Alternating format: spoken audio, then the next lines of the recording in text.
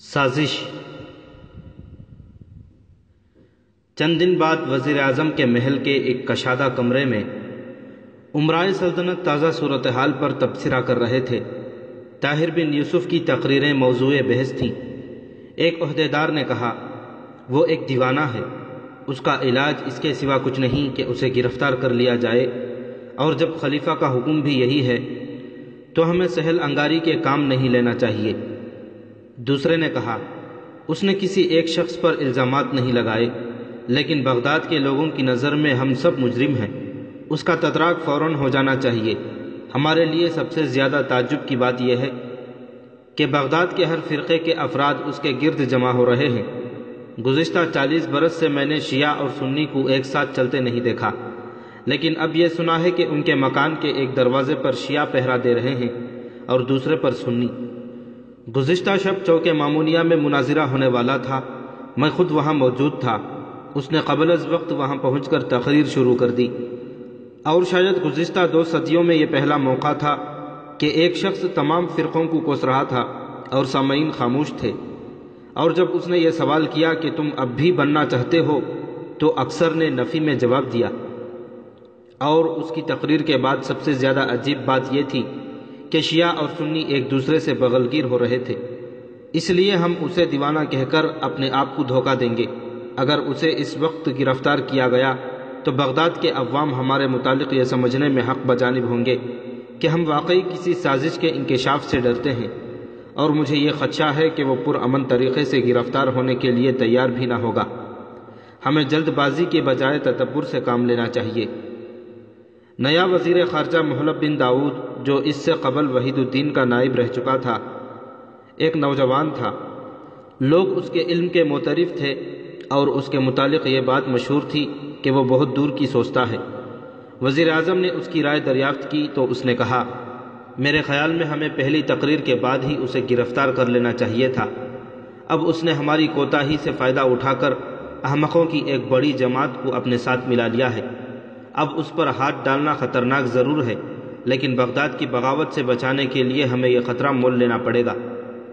ناظم شہر نے اٹھ کر کہا، اگر وزیر خارجہ یہ سمجھتے ہیں کہ میری طرف سے کوتاہی ہوئی ہے تو میں یہ بتانا ضروری خیال کرتا ہوں کہ میں نے اسی رات اس کے مکان پر چھاپا مارا تھا، مگر وہاں اس کے نوکروں کے سوا اور کوئی نہ تھا۔ اگلی رات مجھے جاسوسوں نے بتا دیا کہ وہ شہر کی ایک مسجد میں ہے۔ میں نے 200 سپاہی وہاں بھیجے، لیکن اس کی حفاظت کے لیے وہاں 3000 نوجوان موجود تھے۔ وزیر اعظم نے جواب دیا، ہمارے سپاہیوں اور افسروں میں سے بہت سے لوگ اس کے طرفدار بن چکے ہیں۔ میرے مکان پر بھی گزشتہ دنوں جتنے فیصلے ہوئے ہیں، اسے کسی نہ کسی طرح ان کی اطلاع ملتی رہی ہے۔ ایک شام ہمیں پتہ چلا کہ وہ عشاء کی نماز کے بعد جامع مسجد میں تقریر کرے گا۔ میں نے 500 سپاہی شہری لباس میں وہاں بھجوا دیے۔ انہیں یہ ہدایات تھی کہ تقریر کے بعد اس کے گرد گھیرا ڈال لیں، اور جس وقت وہ مسجد سے باہر نکلے اسے گرفتار کر لیں۔ لیکن اسے بروقت پتہ چل گیا اور وہ مسجد میں نہ آیا۔ اب خلیفہ کا یہ حکم ہے کہ اسے بہر صورت گرفتار کیا جائے، اور ہمارے لیے اس حکم کی تعمیل کے سوا کچھ چارہ نہیں۔ 50 مفتیوں نے آج یہ فتویٰ دے دیا ہے کہ وہ باغی ہے۔ کل یہ فتویٰ مشتہر کر دیا جائے گا، اور اس کے بعد ہم عوام کا رد عمل دیکھ کر مناسب قدم اٹھائیں گے۔ باقی عمرہ چلے گئے، لیکن محلب بن داؤد کچھ دیر وزیر اعظم کے ساتھ باتیں کرتا رہا۔ محلب نے پوچھا، آپ کو معلوم ہے کہ بغداد میں اس کے پرانے دوست کون کون ہیں؟ وزیر اعظم نے جواب دیا، قاسم کو سب پتہ ہے۔ محلب کی درخواست پر وزیر اعظم نے ایک خادم کو حکم دیا اور وہ قاسم کو بلا لایا۔ قاسم کی آمد پر وزیر اعظم اٹھ کر دوسرے کمرے میں چلا گیا، اور قاسم اور محلب دیر تک باتیں کرتے رہے۔ قاسم کہہ رہا تھا، میرے خیال میں اس کے دوستوں میں سے صرف افضل ایسا ہے جس سے ہم کام لے سکتے ہیں۔ اسے طاہر کے ساتھ دلچسپی ضرور ہے، لیکن اس نے عبدالعزیز، مبارک اور عبدالملک کی طرح ملازمت سے استعفیٰ نہیں دیا۔ محلب نے پوچھا، اگر آپ اسے کل شام یہاں کھانے کی دعوت دیں تو وہ آ جائے گا؟ وہ پچھلے دنوں چند بار مجھ سے مل چکا ہے، اور میں کہہ سکتا ہوں کہ ہمارے تعلقات اس قدر برے نہیں۔ ایک دن اس نے اپنی گزشتہ گستاخیوں کے لیے معذرت بھی کی تھی، اور جب تک وہ حکومت کا ملاز ہے ہم اسے کئی سبز باغ دکھا سکتے ہیں۔ اگر آپ مناسب سمجھیں تو اسے یہاں لانے کا کام نئے سپہ سالار کے سپرد کر دیا جائے۔ محلب نے اٹھ کر مصافحہ کرتے ہوئے کہا، تو بہت اچھا، کل آپ کے ہاں میری سپہ سالار اور افضل کی دعوت ہے۔ صفیہ آج بھی حسب معمول برآمدے کی چھت پر کھڑی اس کمرے کے روزن سے کان لگا کر بہت کچھ سن چکی تھی۔ جب قاسم اور محلب باہر نکل گئے تو وہ نیچے اتر کر اپنے کمرے میں پہنچی۔ اس نے برابر کے کمرے میں جھانک کر دیکھا، سکینہ سو رہی تھی۔ صفیہ سونے سے پہلے روز کے ہر تازہ واقعات کے متعلق ایک مختصر سا مضمون لکھ کر الصبح محل کے دروازے کے ایک پہرے دار کو پہنچایا کرتی تھی۔ وہ حسب معمول کاغذ اور قلم لے کر بیٹھ گئی، لیکن چند سطور لکھنے کے بعد اس کے دل میں ایک نیا خیال پیدا ہوا، اور یہ خیال اس کے دل کے خاموش تاروں کے لیے ایک مضطرب بن گیا۔ پھر ہلکے اور میٹھے سر بلند ہوتے گئے اور اسے محسوس ہونے لگا کہ دلکش نغمہ ایک مہیب ترانہ بن کر ساری کائنات کو اپنی آغوش میں لے رہا ہے۔ ایک آندھی تھی جو اسے اڑائے لے جا رہی تھی، ایک سیلاب تھا جو اسے بہائے لے جا رہا تھا۔ بادلوں کی گرج اور تند ہواؤں کی چیخیں خوفناک تھی، لیکن اسے اس آندھی کے ساتھ اڑانے کا خوف نہ تھا۔ سیلاب کی لہریں حوصلہ شکن تھیں، لیکن وہ بہنا چاہتی تھی۔ اس کی زنجیریں ٹوٹنے لگیں، قید خانے کے دروازے کھلنے لگے، بغداد کے اونچے ایوان اس کی نگاہوں سے روپوش ہو رہے تھے۔ وہ طاہر کے ساتھ صحرائے عرب کے ایک نخلستان میں کھڑی تھی۔ جذبات کی ہیجان میں کامتے ہوئے قلم اس کے ہاتھ سے گر پڑا اور اس نے محسوس کیا کہ ساز ہستی کے تار اچانک ٹوٹ گئے ہیں۔ کشادہ کمرے اسے خفت نظر آنے لگے۔ اس نے گرا ہوا قلم اٹھایا، لیکن لکھنے کے بجائے کاغذ پر الٹی سیدھی لکیریں کھینچنے لگی اور پھر کچھ سوچ کر خالی جگہوں پر طاہر بن یوسف کا نام لکھنے لگی۔ پھر اس نے کاغذ پھاڑ کر پھینک دیا اور اٹھ کر بستر پر لیٹ گئی۔ وہ بار بار یہ کہہ کر اپنے دل کو تسلی دے رہی تھی، میں اسے ملوں گی، میں اسے سمجھا سکوں گی کہ اب بغداد میں تمہارا ٹھہرنا خطرناک ہے۔ میں اس کا دامن تھام کر کہوں گی کہ مجھے اس قفس سے نکالو، میرا یہاں کوئی نہیں۔ وہ شاید یہ گوارا نہ کرے، لیکن میں اسے بغداد چھوڑ کر گھر جانے پر آمادہ کر سکوں گی، اور پھر میں چچا سے کہوں گی، نہیں، سکینہ سے کہلواؤں گی اور وہ مان جائیں گے۔ اگر نہ مانیں گے تو مجھے اس کی پرواہ نہ ہوگی۔ بغداد کا کوئی قافلہ مجھے وہاں پہنچا دے گا، لیکن ایسی صورت میں وہ مجھے دھتکار تو نہ دے گا۔ نہیں، وہ ایسا نہیں، وہ میرا ہے، وہ میرا ہے، طاہر بدو، میرا بدو۔ وہ سو گئی۔ نیند کی حالت میں بھی اس کے ہونٹوں پر ایک مسکراہٹ کھیل رہی تھی۔ اگلی رات قاسم کے دسترخوان پر نیا سپہ سالار محلب اور افضل موجود تھے۔ کھانے کے بعد وہ دریا کے کنارے قاسم کی ملاقات کے کمرے میں پہنچے۔ کھانے کے کمرے کے روزن سے کان لگا کر صفیہ طاہر کے متعلق کوئی خاص بات نہ سن سکی۔ جب وہ دوسرے کمرے میں جانے کے لیے اٹھے تو وہ ان سے پہلے ہی تنگ سیڑھی کے راستے باہر کی گیلری میں، جہاں اس کمرے کے دریچے کھلتے تھے، جا پہنچی۔ وہ آ کر بیٹھ گئے تو تھوڑی دیر ادھر ادھر کی باتیں ہوتی رہیں۔ بالآخر محلب نے سپہ سالار سے کہا، وزیر اعظم کا خیال ہے کہ افضل کو فوج میں کوئی بڑا عہدہ دیا جائے۔ کل قاسم نے میرے سامنے ان کی تعریف کی تھی۔ فوج میں قابل اور وفادار نوجوانوں کی بہت ضرورت ہے۔ وزیر اعظم کو عبدالعزیز اور عبدالملک سے بہت امید تھی، لیکن میں نے سنا ہے کہ وہ مستعفی ہو کر طاہر بن یوسف کی حمایت کر رہے ہیں۔ سپہ سالار نے کہا، اگر وزیر اعظم چاہیں تو میں ان کی حوصلہ افزائی کرنے کے لیے تیار ہوں۔ محلب نے کہا، اس کے علاوہ ہمیں مصر کے لیے نئی سفیر کی ضرورت ہے۔ اگر عبدالملک کی وفاداری مشکوک نہ ہوتی تو میرے نزدیک وہ عہدے کے لیے نہایت موزوں تھا، لیکن مجھے افسوس ہے کہ طاہر بن یوسف نے اچھے بھلے نوجوانوں کو گمراہ کر دیا ہے۔ کیوں قاسم، تمہارا کیا خیال ہے؟ اگر میں خلیفہ سے سفارش کروں تو افضل اس ذمہ داری کو سنبھال سکے گا؟ قاسم نے جواب دیا، مجھے ان کی صلاحیتوں کا اعتراف ہے، لیکن ڈر ہے کہ شاید عبدالملک اور عبدالعزیز کے دوست ہونے کی وجہ سے یہ بغداد چھوڑنا پسند نہ کریں۔ افضل کی حالت اس بچے کی سی تھی جس کے سامنے اچانک کھلونوں کا ڈھیر لگا دیا گیا ہو۔ وہ وزیر اعظم کے محل میں سپہ سالار اور وزیر خارجہ کے ساتھ کھانا کھا چکا تھا۔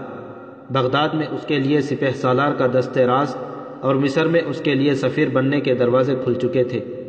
اسے اپنی زندگی میں پہلی بار اپنی اہمیت کا احساس ہوا۔ اس نے جھجکتے ہوئے کہا، اگر میں بغداد کی کوئی خدمت کر سکوں تو کسی کی دوستی میرے راستے میں حائل نہیں ہو سکتی۔ محلب نے فوراً جواب دیا، آپ بغداد کے لیے بہت کچھ کر سکتے ہیں اور اپنے دوستوں کے لیے بھی بہت کچھ کر سکتے ہیں۔ اگر آپ عبد الملک اور عبدالعزیز کو افسوسناک تباہی سے بچانا چاہتے ہیں تو آپ کے سامنے صرف ایک ہی راستہ ہے۔ وہ کیا؟ انہیں سمجھائیں۔ افضل نے جواب دیا، میری زبان طاہر کا جادو نہیں توڑ سکتی۔ طاہر کے متعلق ہمیں اب یہ معلوم ہو چکا ہے کہ وہ خوارزم کے ایما پر بغداد میں بغاوت کروانا چاہتا ہے۔ جس دن اس کا مقصد پورا ہوگا وہ خوارزم چلا جائے گا، لیکن اس کی کارگزاری کی سزا اس کے دوستوں کو بھگتنا پڑے گی۔ افضل جانتا تھا کہ یہ طاہر کے خلاف ایک بہتان ہے، لیکن جب انسان کے دل پر بری خواہش پیدا ہو جاتی ہے تو وہ ضمیر کو تسلی دینے کے لیے غلط باتوں پر بھی یقین کر لیتا ہے۔ وہ بولا، اگر یہ بات ہے تو آپ کیا سوچ رہے ہیں؟ محلب نے کہا، ہم اسے گرفتار کرنا ضروری سمجھتے ہیں، لیکن ہم یہ نہیں چاہتے کہ فوج کے ساتھ ان لوگوں کا تصادم ہو جنہیں اس نے جھوٹی سچی باتوں سے اپنے ساتھ ملا لیا ہے۔ ہم یہ بھی نہیں چاہتے کہ ایک مجرم کو گرفتار کرنے کے لیے کئی بے گناہوں کا خون بہایا جائے۔ ہم طاہر کے ساتھ کوئی سختی نہیں کرنا چاہتے۔ ہم چاہتے ہیں کہ اسے سمجھا بجھا کر یہاں سے نکال دیا جائے۔ اس کے چلے جانے کے بعد یہ فتنہ خود بخود ٹھنڈا ہو جائے گا۔ افضل کا دل گواہی دے رہا تھا کہ یہ جھوٹ ہے، یہ لوگ اس کے خون کے پیاسے ہیں، لیکن اس کے ضمیر کے لیے یہ ایک اور تسلی تھی۔ اس نے کہا، اگر آپ مجھے یقین دلائیں کہ اس پر سختی نہیں کی جائے گی تو میں آپ کے ساتھ تعاون کے لیے تیار ہوں۔ محلب نے کہا، اس پر سختی کرنے کا سوال ہی پیدا نہیں ہوتا۔ مجھے تو یہ بھی یقین ہے کہ اس کی نیت بری نہیں۔ خلیفہ یا حکومت کے کسی عہدیدار کے متعلق غلط فہمی میں مبتلا ہو کر اگر وہ بغداد کے لوگوں کو بھڑکانے کے بجائے سیدھا ہمارے پاس آتا تو ہم اس کی غلط فہمی دور کر سکتے تھے، لیکن اب جب تک وہ گرفتار نہیں ہوتا ان کے ساتھ ہم بات تک نہیں کر سکتے۔ میرے لیے یہ بڑے دکھ کی بات ہے کہ اتنا بہادر نوجوان قوم کے کام آنے کے بجائے قوم میں اشتعال ڈال رہا ہے، اور وہ بھی ایک غلط فہمی کی وجہ سے۔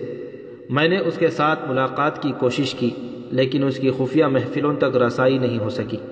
اگر آپ میری مدد کریں تو یہ ایک بہت بڑا کام ہوگا۔ سپہ سالار نے کہا، افضل اگر اس بارے میں کچھ کر سکتا ہے تو یہ یقیناً آپ کا ساتھ دے گا۔ قاسم نے کہا، آپ اطمینان رکھیے، جو شخص مسلمانوں کی بہتری کے لیے اپنی جان تک قربان کرنے کی ہمت رکھتا ہے وہ کسی کی دوستی کی پرواہ نہیں کرے گا۔ افضل کے ضمیر پر اب ملامت کا بوجھ ہلکا ہو چکا تھا۔ اس نے کہا، بات یہ ہے کہ میں چونکہ ابھی تک فوج سے مستعفی نہیں ہوا، وہ مجھ پر زیادہ اعتماد نہیں کرتے۔ طاہر کے چند ٹھکانے مجھے معلوم ہیں، لیکن یہ معلوم نہیں کہ آج وہ کہاں ہوگا۔ اسے صرف رات کے سونے کے وقت پکڑا جا سکتا ہے، دن کے وقت اس کے گرد بہت آدمی ہوتے ہیں۔ میں ایک دن تک آپ کو بتا دے سکوں گا کہ وہ ان دنوں کہاں سوتا ہے۔ محلب نے کہا، اگر آپ اس مہم میں کامیاب ہوئے تو مجھے یقین ہے کہ خلیفہ اور وزیر اعظم ذاتی طور پر آپ کا شکر ادا کریں گے، اور ممکن ہے کہ آپ کو نہایت اہم عہدے کا مستحق سمجھا جائے گا۔ افضل نے کہا، لیکن آپ یہ وعدہ یاد رکھیے کہ طاہر کے ساتھ برا برتاؤ نہیں کیا جائے گا۔ محلب نے جواب دیا، میں اس وعدے پر قائم ہوں۔ محلب نے اٹھتے ہوئے قاسم سے کہا، ابھی وزیر اعظم سے ان باتوں کا ذکر نہ کیجیے۔ قاسم نے جواب دیا، نہیں، میں خود چاہتا ہوں کہ جب تک ہم اس مقصد میں کامیاب نہیں ہوتے ہماری دوڑ دھوپ کا کسی کو علم نہ ہوگا۔ قاسم اپنے مہمانوں کو رخصت کرنے کے لیے باہر کے دروازے تک ان کے ساتھ آیا۔ دروازے پر پہنچ کر محلب نے کہا، کل وزیر اعظم نے شکایت کی تھی کہ ان کے جاسوسوں سے آپ کا محل محفوظ نہیں، کسی نے آج بھی ہماری باتیں سن لی ہوں تو؟ قاسم نے ہنستے ہوئے جواب دیا، اس کمرے کی چھت میں صرف کبوتروں کا ایک جوڑا رہتا ہے اور ان کے کان ہیں، زبان نہیں۔ لیکن واپس آتے وقت قاسم کسی قدر پریشان ہو کر اس سوال کے متعلق سوچ رہا تھا۔ اسے خدشہ محسوس ہونے لگا کہ اگر طاہر کو اس سازش کا پتہ چل گیا تو اس کی آئندہ تقریر بہت سخت ہوگی۔ راستے میں پھولوں کی کیاری سے اس نے چند پھول توڑے اور اپنے کمرے کے دروازے پر پہنچ کر وہ تھوڑی دیر کے لیے کھڑا سوچتا رہا اور پھر مسکراتا ہوا صفیہ کے کمرے کی طرف چل دیا۔ خدا جانے اسے مجھ سے اس قدر چڑ کیوں ہے، وہ بار بار اپنے دل میں کہہ رہا تھا۔ اگر وہ سو رہی ہوتی تو قاسم دبے پاؤں اس کے بستر پر پھول رکھ کر چلا آتا، لیکن اس کے کمرے کے نیمواں دروازے میں روشنی آ رہی تھی۔ وہ دروازے کے قریب پہنچ کر رکا اور کچھ سوچ کر واپس چل دیا، لیکن 2-3 قدم چلنے کے بعد اسے کمرے کے اندر کسی کے آہستہ آہستہ بولنے کی آواز آئی۔ سکینہ اور صفیہ ایک دوسرے کو سوتے وقت کہانیاں سنایا کرتی تھی، لیکن یہ آواز قدرے موٹی تھی۔ پھر اسے صفیہ آہستہ آہستہ بولتی سنائی دی اور وہ جلدی سے مڑ کر دروازے کے قریب جا کھڑا ہوا۔ دیکھو، یہ باتوں کا وقت نہیں، تم جلدی جاؤ، میں بار بار تمہیں تکلیف نہیں دوں گی۔ یہ لو میری انگوٹھی، میں تمہیں اور بھی بہت کچھ دوں گی۔ قاسم جلدی سے پیچھے ہٹ کر ایک ستون کے پیچھے کھڑا ہو گیا۔ دروازہ کھلا اور ایک لونڈی تیزی سے قدم اٹھاتی ہوئی قاسم کے قریب سے گزر گئی۔ قاسم دبے پاؤں وہاں سے نکلا اور ایک اور راستے سے لونڈی سے پہلے محل کی سیڑھیوں پر جا پہنچا۔ لونڈی نے نیچے اترتے ہوئے اسے دیکھا اور ٹھٹک کر رہ گئی۔ تم اس وقت کہاں جا رہی ہو؟ قاسم نے سوال کیا۔ جی میں… لونڈی خوفزدہ ہو کر کانپنے لگی۔ قاسم نے تسلی دیتے ہوئے کہا، میں بھوت نہیں ہوں، تم ڈرتی کیوں ہو؟ ادھر آؤ۔ قاسم اسے بازو سے پکڑ کر اپنے کمرے میں لے گیا۔ بتاؤ کہاں جا رہی تھی تو؟ لونڈی نے چند الٹے سیدھے بہانے کیے، لیکن قاسم نے ایک چمکتا ہوا خنجر نکال کر دکھایا تو وہ چلائی، میں سب کچھ بتا دیتی ہوں، مجھے صفیہ نے خط دے کر بھیجا ہے۔ کہاں؟ دروازے کے ایک پہرے دار کے پاس۔ بکتی ہو تم؟ قاسم نے خنجر کی نوک اس کے سینے پر رکھ دی۔ نہیں نہیں، میں سچ کہتی ہوں، مجھے معلوم نہیں کہ وہ پہرے دار یہ خط کہاں لے جائے گا۔ وہ خط کہاں ہے؟ لونڈی نے اپنی آستین سے ایک ریشمی رومال نکالا اور اس کے اندر لپٹا ہوا کاغذ نکال کر قاسم کے ہاتھ میں دے دیا۔ قاسم نے یہ رقعہ پڑھا۔ مختصر تحریر یہ تھی، آپ کے متعلق ایک خطرناک فیصلہ ہو چکا ہے۔ افضل آپ کو پکڑوانے کا عہد کر چکا ہے۔ بہت سی باتیں ایسی ہیں جو میں زبانی کہنا ضروری سمجھتی ہوں۔ قاصد آپ کو وہ جگہ بتا دے گا جہاں آپ مجھے کسی خطرے کا سامنا کیے بغیر مل سکتے ہیں۔ خدا کے لیے ضرور آئیں۔ غصے سے قاسم کے ہونٹ کانپ رہے تھے۔ لونڈی اس کی صفاق آنکھوں کی تاب نہ لا کر رونے لگی۔ خاموش! قاسم نے گرج کر کہا، میں بے قصور ہوں، مجھ پر رحم کیجیے، میں ایک لونڈی ہوں۔ میں صفیہ کے حکم کی تعمیل سے انکار کیسے کر سکتی تھی؟ مجھے معاف کیجیے۔ تمہارے بچاؤ کی یہی صورت ہے کہ تم مجھ سے کوئی بات نہ چھپاؤ۔ میں سب کچھ بتانے کے لیے تیار ہوں۔ اس نے پوچھا، صفیہ نے ملاقات کے لیے کون سی جگہ بتائی ہے؟ اور وہ پہرے دار کون ہے جس کے پاس تم یہ خط لے جا رہی ہو؟ وہ سعید ہے، اور صفیہ نے مجھے کہا ہے کہ سعید اسے جنوبی دروازے پر لے آئے۔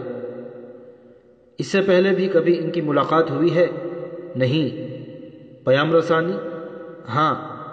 تمہیں معلوم نہیں کہ جس کے پاس یہ پیغام لے جاتے ہیں وہ کون ہے؟ جی نہیں، اس کا صرف سعید اور جنوبی دروازے کے پہرے دار کو علم ہے۔ صفیہ نے مجھے صرف یہ بتایا ہے کہ وہ ایک بے گناہ کی جان بچانا چاہتی ہے۔ بہت اچھا، تم ابھی یہ رقعہ سعید کو جا کر دے دو، لیکن اگر تم نے اسے یہ بتایا کہ میں نے یہ رقعہ دیکھ لیا ہے تو تمہیں ہاتھ پاؤں باندھ کر دجلہ میں پھینک دیا جائے گا، اور واپس آ کر صفیہ سے بھی اس بات کا ذکر نہ کرنا۔ لیکن اگر اس نے یہ پوچھا کہ تم نے دیر کیوں لگائی تو تم کیا جواب دو گی؟ لونڈی نے کچھ سوچ کر جواب دیا، میں نے ابھی تک نماز نہیں پڑھی، میں یہ کہوں گی کہ میں نماز کے لیے رک گئی تھی۔ تم بہت ہوشیار ہو، یہ لو، تمہیں اور بھی بہت کچھ ملے گا۔ قاسم چند سنہرے سکے اس کے ہاتھ میں رکھ دیے۔ سعید نے بغداد کی گنجان آبادی کی ایک تنگ گلی میں سے گزرنے کے بعد ایک پرانے مکان کے دروازے پر دستک دی۔ ایک شخص باہر نکلا اور سعید کو پہچان کر ایک اور تنگ گلی میں سے لے گیا۔ کوئی ضروری پیغام ہے؟ اس نے راستے میں سوال کیا۔ نہایت ضروری۔ تھوڑی دیر بعد وہ دونوں ایک سہ منزلہ مکان کے دروازے پر رکے اور سعید کے ساتھی نے 5 دفعہ تھوڑے تھوڑے وقفے کے بعد دروازہ کھٹکھٹایا۔ کسی نے اندر سے دروازے کی چھوٹی سی کھڑکی کھول کر باہر جھانکا اور سعید کے ساتھی کو پہچان کر دروازہ کھول دیا۔ سعید کے ساتھی نے کہا، انہیں اندر لے جاؤ۔ سعید اندر داخل ہوا تو پہرے دار نے پھر دروازہ بند کر دیا۔ تھوڑی دیر بعد طاہر، عبدالعزیز اور عبدالملک صفیہ کا رخا پڑھ کر سعید سے طرح طرح کے سوالات پوچھ رہے تھے۔ سعید نے اس بات کی تصدیق کی کہ افضل محل میں گیا تھا اور یہ بھی بتایا کہ اس نے محلب اور سپہ سالار کو بھی وہاں آتے جاتے دیکھا ہے، لیکن وہ یہ نہ بتا سکا کہ صفیہ نے طاہر کو اس وقت کیوں بلایا ہے۔ تینوں دوست کچھ دیر اس موضوع پر بحث کرتے رہے۔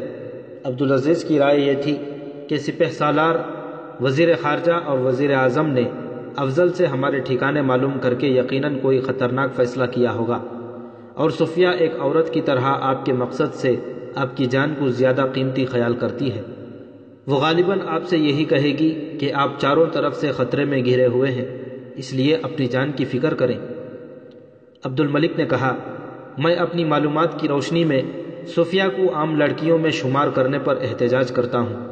اگر اسے نسوانی جذبات کا اظہار ہی مقصود ہوتا تو وہ اس خط میں چند سطور کا اضافہ کر سکتی تھی۔ عبدالعزیز نے کہا، لیکن اس کے خط کا اختصار تو صرف یہ ظاہر کرتا ہے کہ اسے لکھنے کا موقع نہیں ملا۔ عبدالملک نے کہا، یعنی اسے کوئی مجبوری درپیش ہوگی، اسی مجبوری کی وجہ سے اس نے طاہر کو بلایا ہے۔ اب اگر طاہر نہ گیا تو وہ کیا خیال کرے گی؟ طاہر نے اٹھ کر تلوار سنبھالتے ہوئے کہا، اس نے مجھے خدا کے نام کا واسطہ دیا ہے، میں ضرور جاؤں گا۔ اس نے ایک دفعہ میری جان بچائی ہے، اگر میرے سر پر اس کا یہ احسان نہ ہوتا تو بھی میں اپنی قوم کی ایک بیٹی کی آواز پر لبیک ضرور کہتا۔ عبدالعزیز نے کہا، تو میں تمہارے ساتھ جاؤں گا۔ نہیں، طاہر نے فیصلہ کن انداز میں کہا، ہمیں اس پر اعتماد کرنا چاہیے۔ اگر کوئی خطرہ ہوتا تو وہ مجھے وہاں تنہا پہنچنے کی دعوت نہ دیتی۔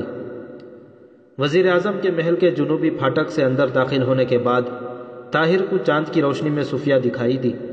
وہ کھلی فضا سے نکل کر ایک گھنے درخت کے سائے میں کھڑی ہو گئی۔ طاہر نے اس کے قریب پہنچ کر کہا، کہیے، مجھے افسوس ہے کہ آپ کا ایک دوست غدار ہو گیا ہے۔ طاہر نے کہا، یہ بات آپ اپنے مکتوب میں ظاہر کر چکی ہیں۔ میں وہ ضروری باتیں پوچھنا چاہتا ہوں جن کا آپ نے خط میں ذکر کیا ہے۔ خشک پتوں کے اس انبار کی طرح جنہیں تیز بگولا اڑا کر لے جاتا ہے۔ صفیہ نے الفاظ کے جو ذخیرے جمع کیے تھے وہ منتشر ہو گئے۔ وہ خود اپنے دل سے پوچھ رہی تھی کہ میں نے اسے کیوں بلایا ہے۔ اس نے اپنے حواس پر قابو پانے کی کوشش کرتے ہوئے کہا، میری ایک درخواست ہے۔ میرے لیے آپ کی ہر درخواست حکم کا درجہ رکھتی ہے۔ حکومت آپ کو گرفتار کرنے پر تلی ہوئی ہے۔ اگر چند دن وہ آپ کو پرامن طریقے سے گرفتار نہ کر سکے تو مجھے یقین ہے کہ وہ قوت کے استعمال سے بھی دریغ نہیں کریں گے۔ طاہر نے اطمینان سے کہا، مجھے معلوم ہے، تو خدا کے لیے یہاں سے چلے جائیے، آپ کو ہر وقت خطرہ ہے۔ میں خطرات سے نہیں ڈرتا، لیکن آپ کے مشورے سے پہلے ہی میں یہاں سے جانے کا ارادہ کر چکا ہوں۔ کب جائیں گے؟ بہت جلد، تو مجھے بھی اپنے ساتھ لے چلیے۔ طاہر نے چونک کر ایک قدم پیچھے ہٹ گیا، لیکن صفیہ نے آگے بڑھ کر اس کا دامن پکڑ لیا۔ اس نے کہا، یہ محل میرے لیے ایک قید خانہ ہے، دنیا میں میرا کوئی نہیں۔ میں اس زندگی سے تنگ آ چکی ہوں۔ میں مدینہ جا کر کسی جھونپڑی میں رہنا پسند کروں گی۔ مجھے بغداد سے نفرت ہے، مجھے ان ایوانوں سے نفرت ہے جہاں انسان کے بھیس میں سانپ رہتے ہیں۔ آپ کو شاید معلوم نہیں کہ میری منزل مدینہ نہیں خوارزم ہے۔ میں وہاں جانے کے لیے بھی تیار ہوں، لیکن وہاں کے حالات آپ کو معلوم نہیں۔ وہاں پہلے ہی قوم کی ہزاروں ایسی بیٹیاں موجود ہیں جن کا نگہبان کوئی نہیں۔ میں ان میں ایک اور کا اضافہ نہیں کرنا چاہتا، تو میں آپ کے واپس آنے تک انتظار کروں گی۔ آپ وعدہ کریں کہ آپ مجھے بھول نہیں جائیں گے۔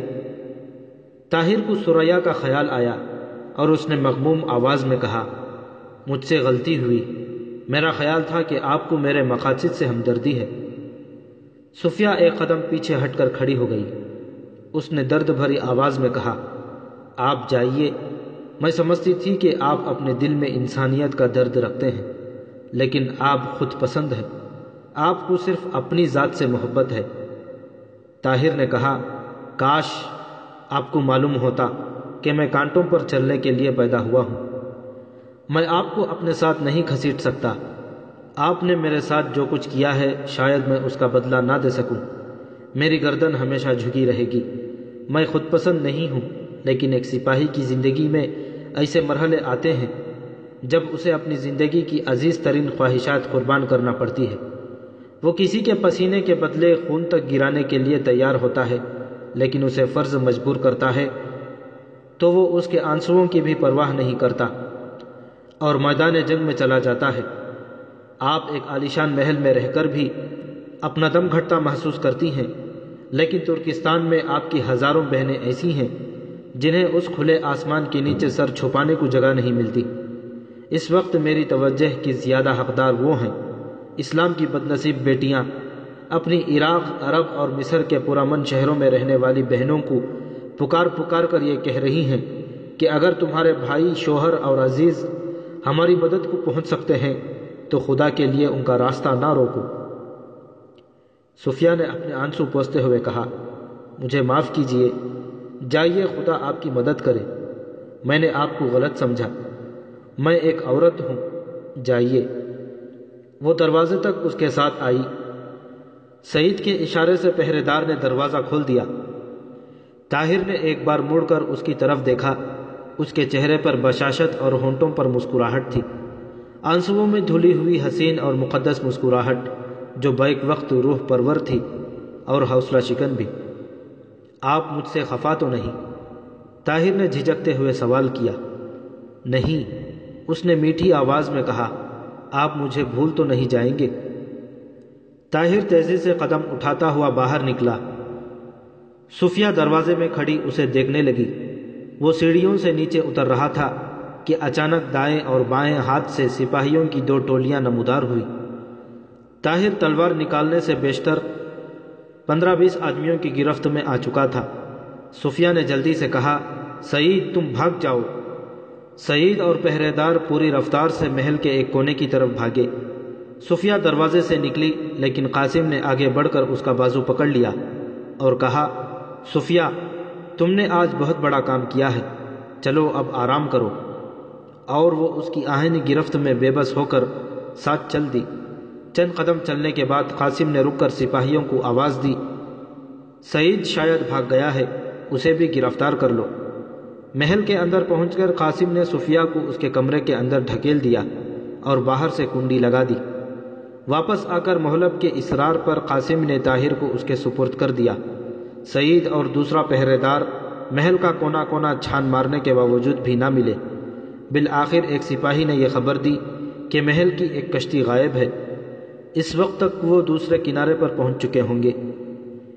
آدھی رات کے بعد جب مہلب طاہر کو قید خانے کے داروغہ کے سپرد کر کے ہدایات دے رہا تھا، سعید اور اس کا ساتھی عبد الملک اور عبدالعزیز کو اپنی سرگزشت سنا رہے تھے۔ طاہر بن یوسف دریائے دجلہ کے کنارے بڑے قید خانے کی ایک زمیندوز کوٹری میں بند تھا۔ صبح ہو چکی تھی، لیکن قید خانے میں ابھی تک تاریکی تھی۔ 2 پہرے دار آئے اور اسے سوتا دیکھ کر کھانا رکھ کر چلے گئے۔ 1-2 مرتبہ طاہر کی آنکھ کھلی، لیکن کمرے میں تاریکی پا کر وہ کروٹ بدل کر سو گیا۔ بالآخر اس نے محسوس کیا کہ اسے کوئی جھنجھوڑ کر جگا رہا ہے۔ کون؟ اس نے انگڑائی لیتے ہوئے سوال کیا۔ آہستہ بولو۔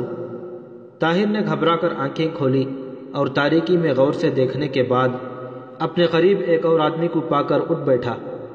اجنبی نے کہا، جب سے یہ قید خانہ بنا ہے شاید اتنی دیر سونے والا یہاں کوئی نہیں آیا، اب تو دوپہر ہونے والی ہے۔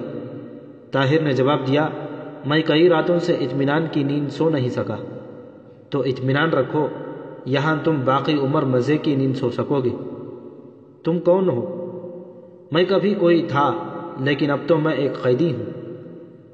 رات جب میں یہاں لایا گیا تھا تو میرے خیال میں یہاں اور کوئی نہیں تھا، شاید تمہیں ابھی ابھی یہاں پہنچایا گیا ہے۔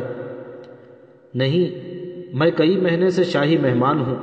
میری اور آپ کی کوٹھری کے درمیان ایک دیوار کا پردہ ہے۔ معلوم ہوتا ہے کہ پہلے یہ زمین دوز کمرے بہت کشادہ تھے، لیکن بعد میں قیدیوں کی بڑھتی ہوئی تعداد کے پیش نظر ان کے درمیان دیواریں کھڑی کر کے انہیں 2 حصوں میں تقسیم کیا گیا ہے۔ تو آپ کس راستے سے یہاں پہنچے؟ اجنبی نے کہا، آؤ میں تمہیں دکھاتا ہوں۔ شروع میں یہاں دیکھنا مشکل ہوتا ہے، میرا بازو پکڑ لو، گھبراؤ نہیں، چند دن کے بعد تمہیں بھی میری طرح تاریکی میں دیکھنے کی عادت ہو جائے گی۔ طاہر نے اجنبی کے ساتھ ایک تنگ محراب سے گزرتے ہوئے کہا، یہ راستہ تو بہت کشادہ ہے۔ اجنبی نے جواب دیا، نہیں، ابھی تک آپ نے اپنی کوٹھری کا جائزہ نہیں لیا۔ یہ دروازہ اسے 2 حصوں میں تقسیم کرتا ہے۔ میری کوٹھری بھی اسی طرح کی ہے۔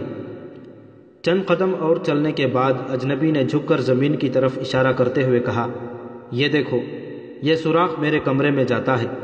یہاں سے گزرنے کے لیے مشق کی ضرورت ہے۔ تم شاید نہ گزر سکو، تم ذرا موٹے ہو، لیکن تم بھی بہت جلد میرے جیسے ہو جاؤ گے۔ جب میں یہاں آیا تھا تو میں بھی کافی موٹا تھا۔ قریباً 1 ماہ کے بعد یہاں کی نمی کی وجہ سے ہلکا ہلکا بخار شروع ہوتا ہے اور بھوک مر جاتی ہے۔ یہ راستہ تم نے کیسے دریافت کیا؟ اس نے جواب دیا، جب میں یہاں لایا گیا تھا تو اس کمرے میں ایک شخص کبھی کبھی دیوار سے ٹکریں مارا کرتا تھا۔ 2-3 دن میں نے کوئی توجہ نہ دی، لیکن ایک دن میں نے اس کے جواب میں دیوار کو کھٹکھٹانا شروع کر دیا تو تھوڑی دیر کے بعد کسی نے میرے کمرے میں دیوار کے قریب سل اوپر اٹھائی اور سر باہر نکال کر کہا، السلام علیکم۔ میں اس قدر ڈرا کہ اگر باہر نکلنے کا راستہ ہوتا تو میں شاید دریا میں بھی چھلانگ لگانے سے دریغ نہ کرتا۔ وہ بولا، ڈرو نہیں، میں تمہارا پڑوسی ہوں۔ تھوڑی دیر غور سے دیکھنے کے بعد میں نے اسے پہچان لیا۔ وہ قاضی ابو داؤد تھا، جس نے ایک مقدمے میں سابق وزیر اعظم کی مرضی کے مطابق فیصلہ دینے سے انکار کر دیا تھا۔ یہ راستہ انہوں نے میرے یہاں آنے سے بہت مدت پہلے کھودا تھا۔ انہوں نے مجھے بتایا کہ بیکاری سے اکتا کر میں نے اس دیوار کے قریب فرش کی 2 سیلیں اکھاڑ ڈالی اور فرش کی نمدار مٹی کو ایک ٹوٹے ہوئے برتن کے ٹکڑے کے ساتھ کھودنا شروع کر دیا۔ وہ کہتے تھے کہ چند دنوں میں انہوں نے یہ سوراخ نکال لیا تھا، لیکن اس کمرے میں کسی کو نہ پا کر انہیں بہت افسوس ہوا۔ پہلی ملاقات کے بعد ہی مجھے انہوں نے اپنا گرویدہ بنا لیا، لیکن وہ 1.5 ماہ کے بعد چل بسے۔ پہرے دار یہاں صبح و شام صرف 2 بار آتے ہیں، اس کے بعد سارا دن اور ساری رات ہم ایک دوسرے سے مل سکیں گے۔ صرف جمعہ کے دن وہ صفائی کے لیے آتے ہیں۔ اس دن آپ سوراخ پر یہ سیلیں رکھ دیا کریں، اور بہتر یہ ہوگا کہ اپنا بچھونا بھی یہیں ڈال دیا کریں۔ قید تو یقیناً میری طرح آپ کو بھی لامتناہی ہوگی۔ مجھے معلوم ہے کہ قید خانے کے اس حصے میں صرف وہی لوگ بھیجے جاتے ہیں جن کا کوئی جرم نہیں ہوتا، لیکن تم تو نوجوان ہو۔ میں حیران ہوں کہ حکومت نے تمہیں اتنی اہمیت کیوں دی ہے۔ میں نے شاید تمہیں کہیں دیکھا ہے۔ چلو دوسری طرف چلیں، ادھر تاریکی ذرا کم ہے۔ طاہر نے اجنبی کے ساتھ پھر اپنی جگہ آ بیٹھا۔ اجنبی نے کہا، تم کھانا کھا لو۔ طاہر نے جواب دیا، مجھے بھوک نہیں۔ اجنبی نے کہا، حقیقت یہ ہے کہ یہاں آ کر پہلے دن کوئی قیدی کھانا نہیں کھاتا۔ میں نے بھی 2 دن نہیں کھایا تھا، لیکن آہستہ آہستہ آدمی عادی ہو جاتا ہے۔ اچھا یہ بتاؤ تم یہاں کیوں کر پہنچے؟ میں تمہارے اور کسی کام نہیں آ سکتا، لیکن اپنی اپنی سرگزشت سنا کر ہم ایک دوسرے کا بوجھ ہلکا کر سکتے ہیں۔ مجھے شک پڑتا ہے کہ میں نے تمہیں کہیں دیکھا ضرور ہے۔ یہاں آ کر حافظے پر بہت اثر پڑتا ہے۔ میرا نام طاہر بن یوسف ہے۔ طاہر بن یوسف، میں نے یہ نام کہیں سنا ہے۔ تم فوج میں تھے؟ نہیں۔ تو پھر کس محکمے میں تھے؟ کسی میں نہیں۔ میں بغداد میں ایک بہت بلند مقصد لے کر آیا تھا۔ تو پھر ٹھیک ہے، یہ کوٹھریاں صرف بغداد میں بلند مقصد لے کر آنے والوں کو نصیب ہوتی ہیں۔ خلیفہ اور سلطنت کے عہدیداروں کا عتاب صرف ان لوگوں پر نازل ہوتا ہے جن سے خدا خوش ہو۔ اچھا اب مجھے شروع سے اپنی سرگزشت سناؤ۔ طاہر نے بغداد میں اپنی آمد اور قاسم کے ساتھ تیغ آزمائی کے واقعات سے اپنی سرگزشت شروع کی۔ اجنبی نے اسے ٹوکتے ہوئے سوال کیا، مجھے یاد آیا، تم وہی نوجوان ہو ارے میں نے اس دن بھی دعا مانگی تھی کہ خدا تمہیں نظر بد سے بچائے۔ اچھا آگے سناؤ۔ طاہر نے خوارزم کے سفیر کے ساتھ ملاقات کا ذکر کیا تو وہ چونک اٹھا۔ میری طرف دیکھو، میں ہی ہوں وحید الدین۔ آپ؟ طاہر نے اچانک سوال کیا۔ ہاں، میں وہی بد نصیب ہوں۔ مجھے یہاں سے رہائی کی امید نہیں اور آپ کو اپنی معصومیت کا یقین دلا کر میں آپ سے کوئی فائدہ حاصل نہیں کر سکتا، لیکن چونکہ ہم ساتھی ہیں اس لیے آپ کی تسکین کے لیے خدا کو حاضر و ناظر جان کر قسم کھاتا ہوں کہ میں نے چنگیز خان کے پاس کوئی ایلچی نہیں بھیجا۔ طاہر نے کہا، مجھے آپ پر یقین ہے۔ اگر آپ پر وہ کوئی جرم ثابت کر سکتے تو کھلی عدالت میں مقدمہ چلاتے۔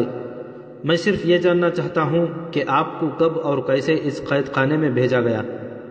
آپ پہلے اپنی سرگزشت ختم کریں، میں آپ کو آپ کے تمام سوالات کے جواب دوں گا۔ طاہر نے آخر تک اپنی سرگزشت سنائی۔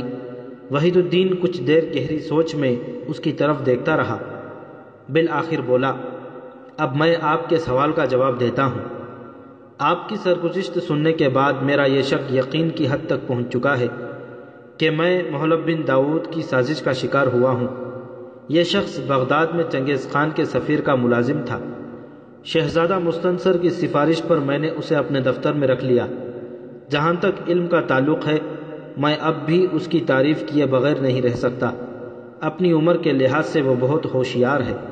شہزادہ مستنصر کی بدولت اس نے خلیفہ تک رسائی حاصل کر لی اور میں یہ محسوس کرنے لگا کہ میں برائے نام وزیر خارجہ ہوں، ورنہ وہ سیاہ و سفید کا مالک ہے۔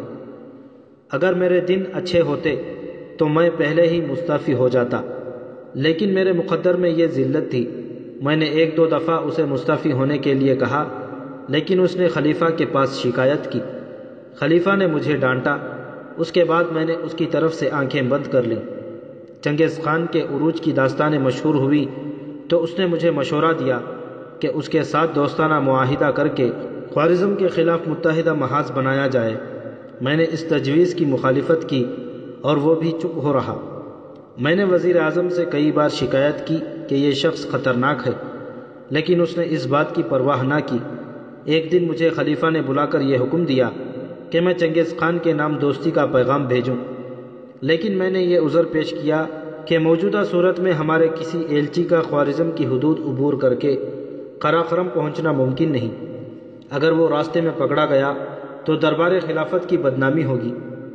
خلیفہ نے میرا اعتراض سن کر کوئی زور نہ دیا، لیکن چند دن بعد مجھے محلب نے بتایا کہ آج وزیر اعظم نے خلیفہ کو ایک خط پیش کیا ہے جو حکومت خوارزم نے حکومت بغداد کے ایک ایلچی کی تلاشی لینے کے بعد برآمد کر کے بغداد میں ایک سفیر کو بھیج دیا ہے۔